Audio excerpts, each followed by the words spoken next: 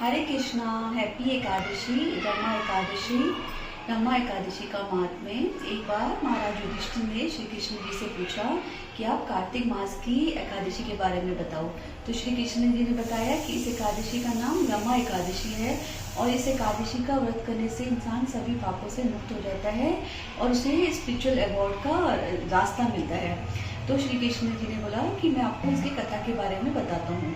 तो एक बार मुचुकुंद नाम का एक राजा था और वो बहुत ही धार्मिक था और पूरा विष्णु भक्त था और उसका राज्य में कोई भी कष्ट नहीं था क्योंकि वो पूरा राज्य जो है धर्म से चलाता था। और इंद्र, वरुण, विभीषण ये सब उनके अच्छे मित्र थे, तो वो उसका राज्य बहुत अच्छे से चलता था। एक बार और उसकी एक लड़की थी, उसका नाम था चंद्रभागा और चंद्रभागा का उसका जो शादी हुई थी उसकी शोभन से हुई थी और शोभन है चंद्रसेन का बेटा। तो अभी एक बार एकादशी के टाइम पे चंद्रभागा अपने पिता के घर पे रहने आई। तो लेकिन उसको बहुत चिंता हो रही थी कि अभी तो एकादशी है कल, तो उसका पति बहुत ही कमज़ोर था। तो उसको ये चिंता हो रही थी कि वो कैसे रह पाएगा, वो पूरे दिन का व्रत तो नहीं रख पाएगा। तो उसने उससे बोला कि मेरे पिता तो एकादशी के व्रत के लिए बहुत ही स्ट्रिक्ट है, बहुत ही सीरियस है।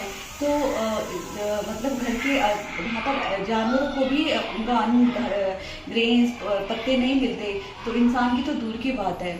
एकादशी से एक दिन पहले ही वो पूरे राज्य में अनाउंस कर देते हैं कि सबको एकादशी का व्रत करना है। तो उसने अपने पति को बोला कि आपको या तो इस राज्य में आज के दिन नहीं रहना चाहिए, नहीं तो आपको व्रत करना पड़ेगा। तो शोभन ने बोला कि ठीक है, मैं यहाँ पर व्रत करूँगा और जो मेरी किस्मत में होगा वो होने दो। तो शोभन ने अपना इस एकादशी का व्रत किया, लेकिन वो पूरा टाइम उसको सहन नहीं कर पा रहा था, उसे भूख और प्यास सहन नहीं हो पा रही थी। और जब रात में सारे वैष्णव खुश हो रहे थे क्योंकि उनको सबको जागरण करना था, लेकिन शोभन की हालत बहुत खराब हो रही थी और वो सहन ही नहीं कर पाया और अगले दिन ही सुबह वो मृत्यु को प्राप्त हो गया। तो जब उसके ससुर ने उसका पूरा संस्कार किया और जब सब चीज़ें पूरी हो गई तो चंद्रभागा अपने पिता के घर पे रहने लग गई। अब लेकिन श्री कृष्ण जी ने फिर युधिष्ठिर को बोला कि उसने जो भी था उसने व्रत किया, उस व्रत के पुण्य से उसको मंदराचल में एक अच्छी सी नगरी मिली और वो नगरी बिल्कुल जैसे कि इंद्र के लोक की तरह, उसमें पूरे ज्वेल्स, गंधर्व, अप्सराएं और पूरा राज्य मिला।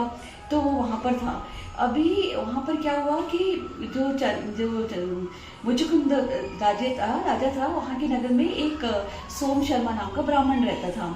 तो वो एक बार धार्मिक जगहों की उसमें धार्मिक जगहों पे देखने के लिए गया। तो जब वो जा रहा था तो वो मंदराचल पर्वत के वहाँ गया और उसने वो सुंदर सी नगरी को देखकर और उसको शोभन को देखकर बहुत ही आश्चर्यचकित हो गया कि तुम यहाँ पर कैसे, तुम्हें नगरी कैसे मिली। तो फिर शोभन ने पूरा बताया कि मैंने रमा एकादशी का व्रत किया और उसके पुण्य से मुझे ये सब मिला है, लेकिन मैंने श्रद्धापूर्वक नहीं किया था, विश्वास से नहीं किया, इसलिए मुझे ये सारी चीज़ें परमानेंट नहीं है, ये सभी चला जाएगा।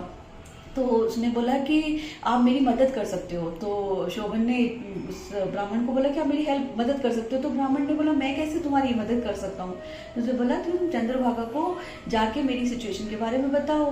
तो शोभन ने जाके चंद्रभागा को ये बताया कि उसने तुम्हारे पति से मिला हूँ और वो उसकी सारी सिचुएशन बता दी। तो चंद्रभागा खुश भी हुई और बहुत कि मुझे वहाँ पर लेकर चलो। तो वो वहाँ पर अपनी जर्नी के लिए तैयार हो गई। जब वो वहाँ पर गई तो मंदराचल पर्वत से पहले वो वामन देव एक ऋषि है उसके आश्रम में गई।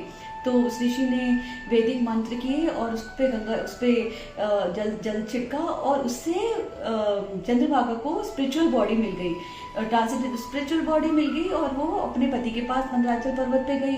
जब वो शोभन ने अपनी पत्नी को आते देखा तो उसे अपने बाईं तरफ बिठाया और उससे फिर तब चंद्रभागा ने उसे बोला कि मैं आपको एक चीज़ बताती हूँ कि मैं 8 साल की थी तब से मैं एकादशी का व्रत श्रद्धापूर्वक कर रही हूँ, तो मैंने जितना भी उसका पुण्य कमाया है मैं आपको देती हूँ।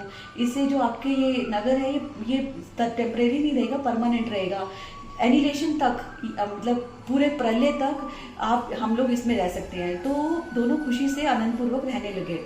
लेकिन इसमें ये बात है कि अगर श्रद्धापूर्वक व्रत नहीं भी किया तो भी उनको हैप्पीनेस मिली, लेकिन वो परमानेंट नहीं है, अभी भी परमानेंट नहीं है। वो है कहाँ पर, वो स्टिल मटेरियल वर्ल्ड में ही है, मटेरियल संसार में ही है। लेकिन अगर हम एकादशी का व्रत पूरे स्पिरिचुअल भाव से कृष्णा को पाने के लिए करेंगे, तो कृष्णा जब वो पूरा प्रॉमिस कर रहे हैं कि तुम्हें मैं, मतलब थोड़ा सा श्रद्धापूर्वक नहीं है तो वो स्वर्गलोक टाइप का एक्सपीरियंस दे रहे हैं, और अगर श्रद्धापूर्वक पूरे विश्वास के करेंगे तो वो पक्का अपने पास रखेंगे और हमें परमानेंट हैप्पीनेस देंगे। उन्होंने भगवत गीता में चैप्टर 15 के 6th श्लोका में बोला है कि ना तद्भासते सूर्यो ना शशांको ना पावका यद गत्वा ना निर्वर्तते तद धामा परमम ममा। जो मेरे धाम में आ जाएगा, जहाँ पर ना सूरज ना चांद ना किसी लाइट की जरूरत है, जो मेरे धाम में आ जाएगा उसको कभी वापस जाने की जरूरत नहीं, क्योंकि वो प्रलय के बाद तो खत्म ना, फिर भी परमानेंट नहीं है। लेकिन यहाँ पर तो कृष्णा, इसलिए अगर हम एकादशी का व्रत इस भाव से करेंगे ना कि हमारे लाइफ खत्म होने के बाद अपने पास परमानेंट हैप्पीनेस देना, तो वो उसको भी पूरा करेंगे कि you will never come back. This is the glory of Brahma Ekadashi. और इस कथा को भी जो सुनता है ना, उसके भी पाप नष्ट हो जाते हैं। Thank you. हरे कृष्णा।